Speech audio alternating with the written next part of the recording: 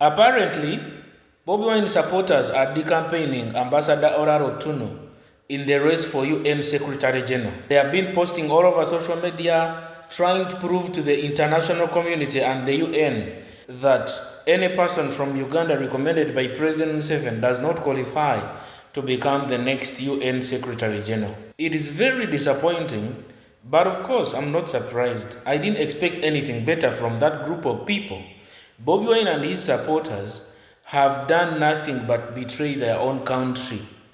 And remember, this is the same Bobi Wine that at one point quoted and said, if you see a black man visiting a white man frequently, just know he has betrayed you. Now, this is the same gentleman who fled to America, and he has been using his supporters to spread negativity about his own country. So personally, I'm very proud of Ambassador Olara Otunu because he's putting up a good fight.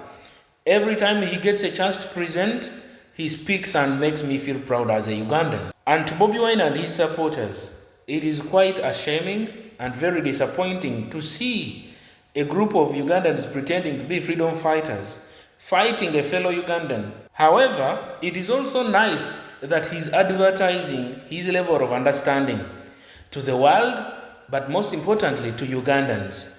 I don't know how Bobi Wine goes back to northern Uganda to parade around as a freedom fighter and start campaigning to become Uganda's next president when he has been busy putting down Olara Otunu, the man of the land.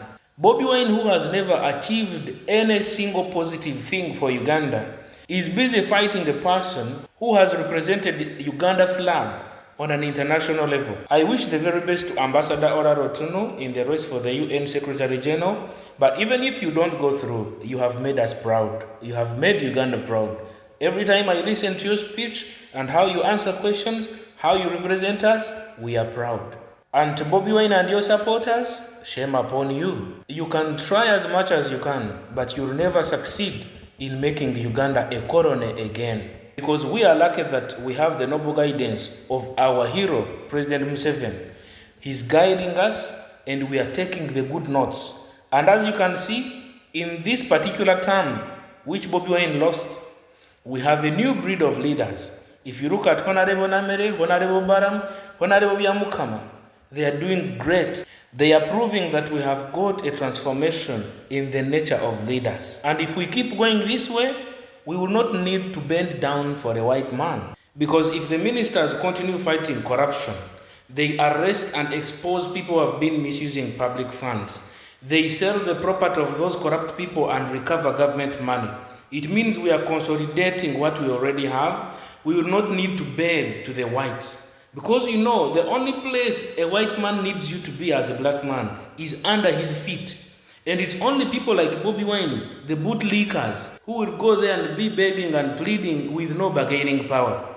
So if we consolidate the resources we already have in Uganda, we can survive. So you see, fellow Ugandans, don't worry about a thing. Those white people have already taught us how to live without them. First of all, they cut off all the major funding when we rejected homosexuality. As soon as President Museveni signed the anti-homosexuality bill, they cut off most of the funding in churches, in schools, in hospitals. We have been surviving. So they are gradually teaching us how to survive without them. All we need is to consolidate and preserve what we already have, and we are good to go. You see, Bobi Wine is very desperate right now. And I know some people will be saying, did you see Bobi Wine posting about Olara Otunu? No, if his supporters are doing it, they are doing it in his name. And I know for a fact that if Bobi Wine does not come out to condemn anything that his supporters are doing, he's literally behind them. In fact, he's the one who told them to do it.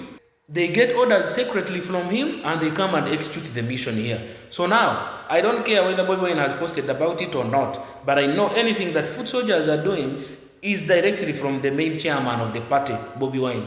So we are on the right track. Let us keep exposing the corrupt in this country. Let us keep arresting those people who are eating government money. We consolidate, we make sure we have enough reserve in this country. We make sure every little money we get goes to use. There's no wastage. If we minimize and remove all the wastages, we can survive as a country.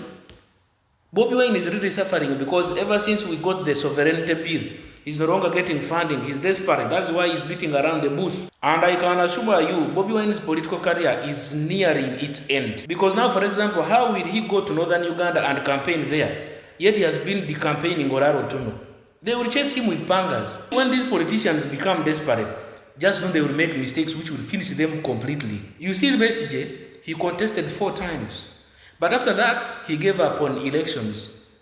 He was busy saying, we are going for plan B. Nobody knew what plan B was. That is why at some point now, I know it's not good to talk about this case which is in court, but at some point I believe that somehow, somewhere, Besigye was planning something. Because if the man was already advising Bobi Wine, the mistake you can do is to think that you'll go to election and win the presidency. He was even laughing about it. So what was that man trying to mean? What was his plan B now? So anything at this point could have been his plan B. Nobody knows except him and his people. So let's wait for his case to come through court also. We shall know. And for Bobi Wine, same thing. Bye-bye. Bobi Wine will never appear on Uganda's ballot paper again. Unless he's contesting for chairman LC1. For God and my country.